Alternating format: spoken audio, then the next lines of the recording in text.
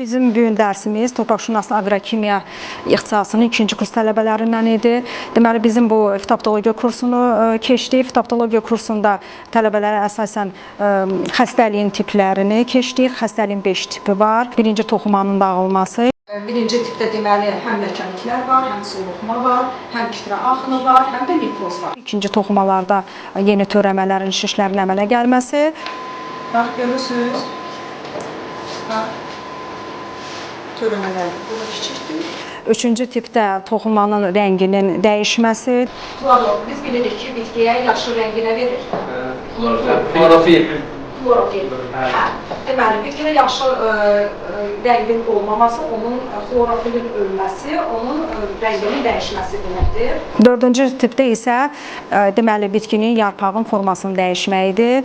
Görürsünüz, yarpaq öz formasını itirirdi, qıvrılmalar başlayır. Özü də bunun bu orta damar hissəsi var, onun yan hissələridir.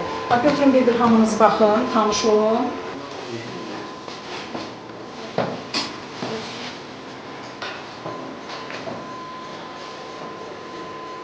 Beşinci tipdə isə həmin yarpaqların, sporların əmələ gəlməsi, yasıcıqların əmələ gəlməsi prosesini göstərdir. Üzümdə bu həm örtükdür, həm də ləkəlikdir.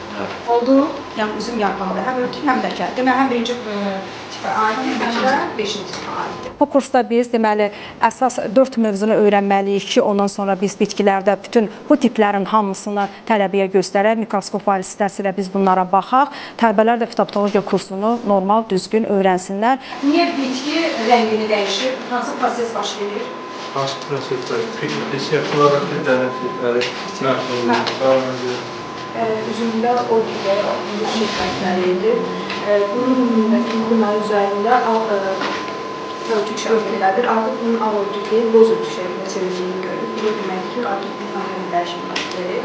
Xəstəliklərimizdə həm birinci xəstəlik növünə aiddir, həm də 5-ci ləkəliyə aiddir, həm də 5-ci tipə aiddir.